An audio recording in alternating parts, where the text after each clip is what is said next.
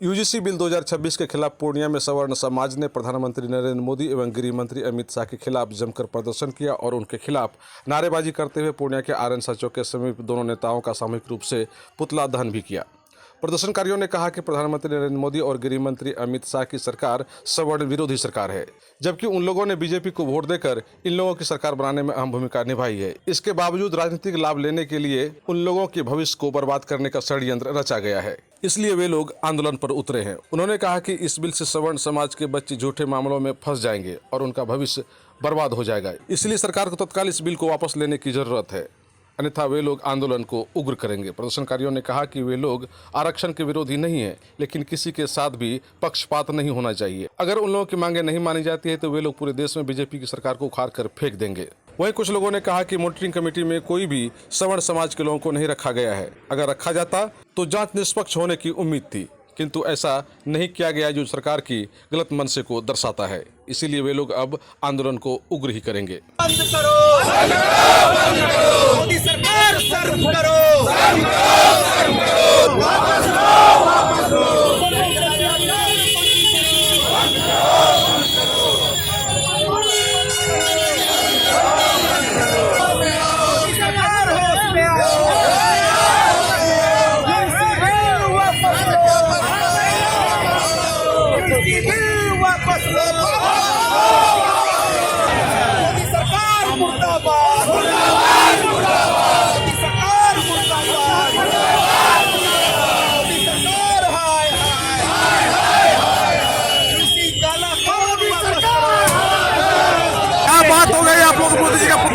सरकार एक यूजीसी काला कानून लाया है, जिसके विरुद्ध में हम लोग आज आक्रोश मार्च निकाले हैं।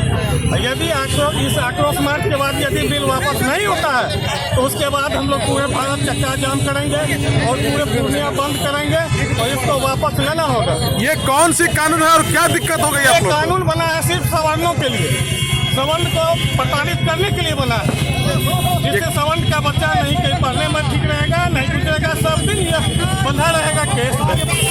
किस रूप में सवर्ण को क्षति हो रही है? किस रूप में सवर्ण को क्षति हो रही है? सवर्ण का हर जगह क्षति हो रही है ना, हर जगह क्षति है। आपको क्या लगता है कि इससे जो कैंपस है वहाँ डर का माहौल पैदा होगा या विद्यार्थी का करियर खराब होगा? विद्यार्थी का करियर खराब हो जाएगा और जो पढ़ने वाला विद्यार्थी है डर का भाव आएगा, ठीक ना। और ऐसे में क्या होगा, जो पढ़ने वाला विद्यार्थी है आगे चल के क्रिमिनल बनेगा। पप्पू यादव कहना है कि ये जो एक्ट है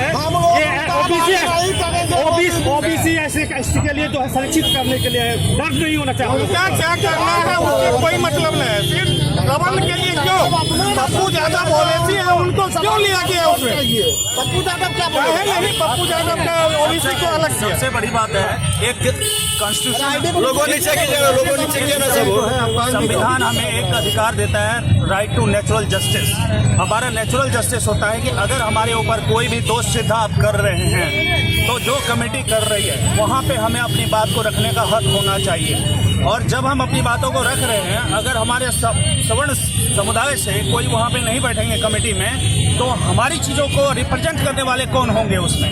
कोई गलत हो तो कोर्ट है ना, कोर्ट का फैसला देगा नहीं देगा उसके बाद ना। पहले तो विश्वविद्यालय के अंदर ही यूजीसी पे ये दायित्व दिया गया है ना कि आप जो है उसका इन्वेस्टिगेट करके आगे मामला को रखिए, लेकिन तो विश्वविद्यालय जो है ऑटोनॉमी रखता है, अपने कैंपस में क्या सही क्या गलत हो रहा है उस पर कमेटी बनी और उसके बारे में कोई दिक्कत नहीं है। समान कानून बनाइए ना, सबके लिए बराबर बनाइए। तो थोड़ा रुकना चाहिए था पीआई में, सुप्रीम कोर्ट कानून बराबर होना चाहिए। सुप्रीम कोर्ट भारत की सर्वोच्च संस्था है, हम सबका उन पर विश्वास है, हम लोग जरूर उसकी प्रतीक्षा कर रहे हैं, वो हमारे हक को जरूर देखेंगे। और जैसा कि भाई अभी बता रहे थे, अगर हमारे हक में नहीं होता है तो हम लोग इससे बृहद स्तर पे सड़क ये जो कानून बना है, ये जो कानून बना है, इसके लिए आप लोग क्या मोदी जी को और अमित शाह जी को जिम्मेदार मानते हैं? बिल्कुल जिम्मेदार है, कारण तो वही सरकार चला रहे हैं, उन्हीं के सिस्टम से पूरा सिस्टम चल रहा है, तो आप कैसे नहीं दोषी? हम लोग को ये भी नहीं है, अगर कोई कानून बनाना है तो सबके लिए हम बना दें, सबके लिए समान होना चाहिए। क्या जरूरी है इसमें भी कास्ट वाइज डिफरेंस करने का? कानून बना दीजिए, सब पर लागू होगा।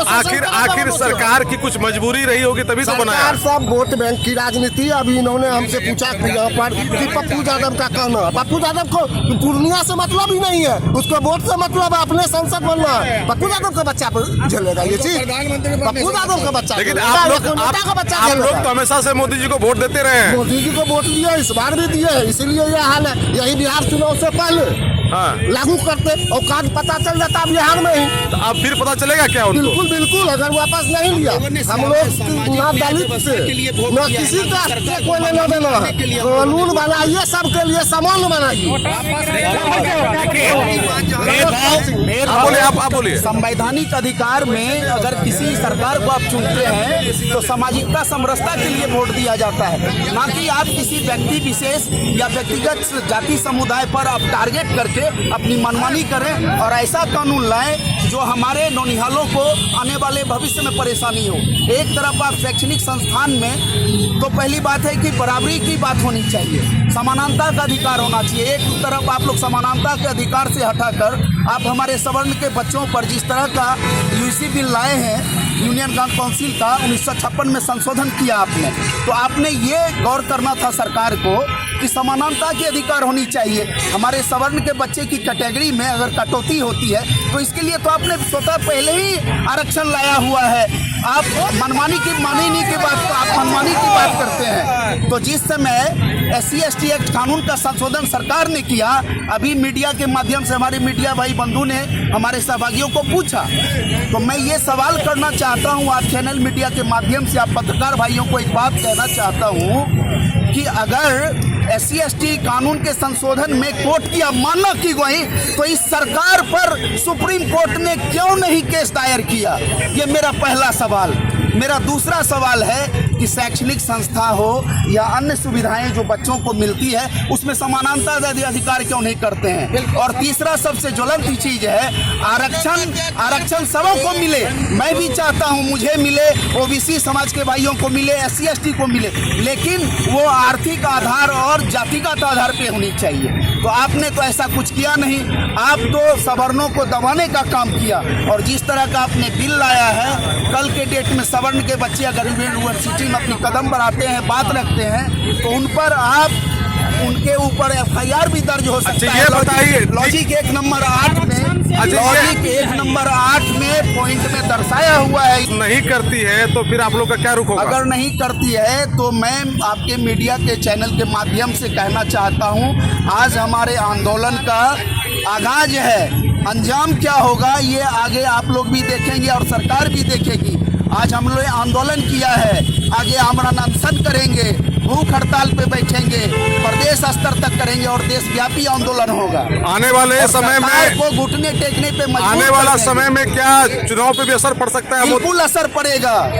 अगर हम सरकार बना सकते हैं तो सरकार को कुर्सी से उखाड़ कर फेंक भी सकते हैं। ये आंदोलन आप लोग मोदी का चल रहा है। सरकार को ये चीज सोचना होगा कि अगर हम आपको कुर्सी पे बैठा सकते हैं तो आपको हम सवर्ण कुर्सी से उतार कर फेंक भी सकते हैं। नहीं, उनके पास तो OBC ST/ST का बहुत वोट है, आपसे कुछ नहीं होगा। नहीं, तो इसलिए मैं कहना चाहता हूँ उसूलों पे आँच आए तो टकराना जरूरी है, जो जिंदा होगा तो जिंदा रहना जरूरी है। ये UGC कानून जो है या जो आरक्षण जो थी वो आरक्षण से भी खराब कानून है, क्योंकि उसमें तो पढ़ लिख करके जो है नौकरी में जब एग्जाम देता था उसके बाद सिलेक्शन होता था। ये तो उससे पहले जो पढ़ने के लाइफ के दौरान ही जो है अगर वो जेल चला जाएगा तो फिर आगे नौकरी किस बात की होगी?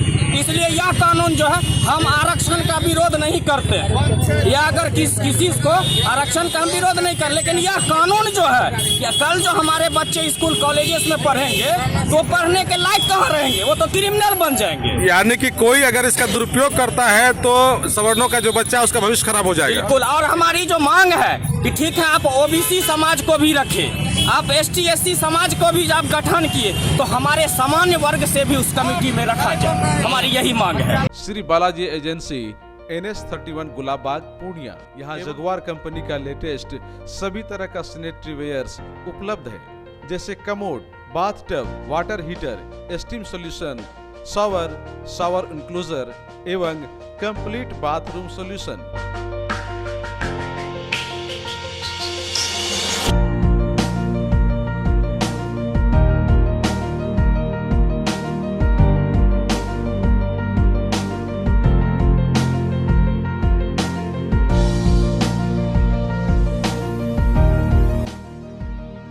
बालाजी एजेंसी में एजीएल कंपनी के लेटेस्ट डिजाइन के टाइल्स, मार्बल्स भी उपलब्ध है, जहां आपको मिलेगा ऑफिस, घर, पार्किंग, होटल्स को डिजाइन करने के लिए मजबूत और खूबसूरत डिजाइन वाले floor tiles, wall tiles, double charge, verified tiles, bathroom एवं किचन टाइल्स की पूरी रेंज भी।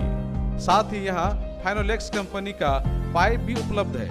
खूबसूरती और मजबूती ऐसी कि आप फर्स्ट ही लुक में कर लेंगे पसंद। तो एक बार अवश्य पधारें बालाजी एजेंसी NS 31 गुलाब बाग पूर्णिया। हमारा कॉन्टेक्ट नंबर है मोबाइल नंबर 9470867633, मोबाइल नंबर 9631725501।